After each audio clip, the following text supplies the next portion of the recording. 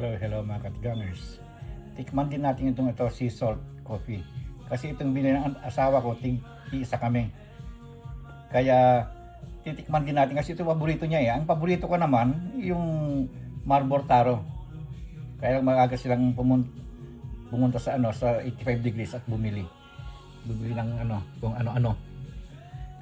Ito yung mga ano-ano. Bumili ng ito. Actually yung anak ko kinain na yung agahan niya.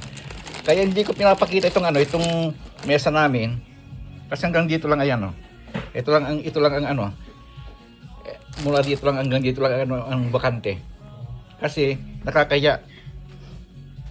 Kaya lang ipapakita ko na nga. Ito puno ng nabuksan na pagkain. Ayan. Hanggang dito, ayan, hanggang doon. Kaya talagang walang space. Pag naka-clip na ganyan, ibig sabihin nakabukas na. Ayan, nakabukas na 'yan. Lahat 'yan. Nakabukas na 'yan, ayan. Nakabukas na lahat 'yan. Yung isang sliced bread na may raisin, nasa kasi na madaling masira 'yon eh. Nasa ref na. Hanggang sa gilid meron. Ayan, nakabukas na rin 'yung mga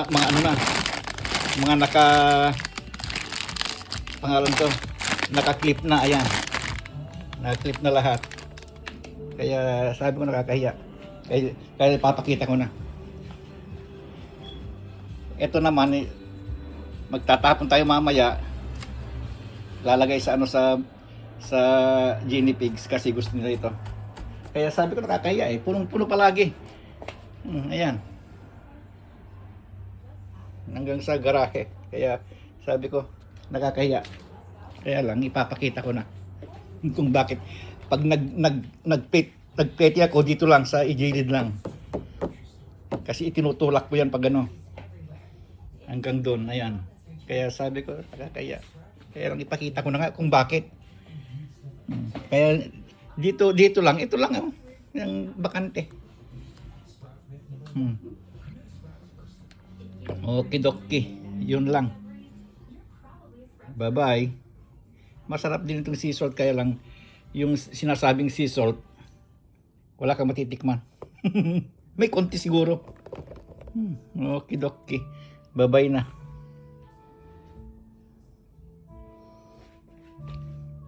O dalawa pala yung Oreo na. Ito, at saka ito. Nakabukas ng parehas. Ayan. Nakabukas na rin. Ayan, may laman.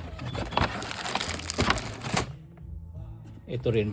Baka may laman pa ito. Kasi pag nag-sale kasi, bumibili ako. Ayan, may laman pa rin. At saka ito pala, bumibili ng chocolate, yung galing Pilipinas, ito yung chocolate sa Pilipinas yan eh. Kaya medyo mahal eh. At saka ito tang galing sa Philippine store mga ito eh.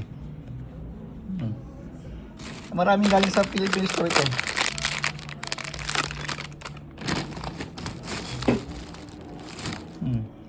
Yun lang.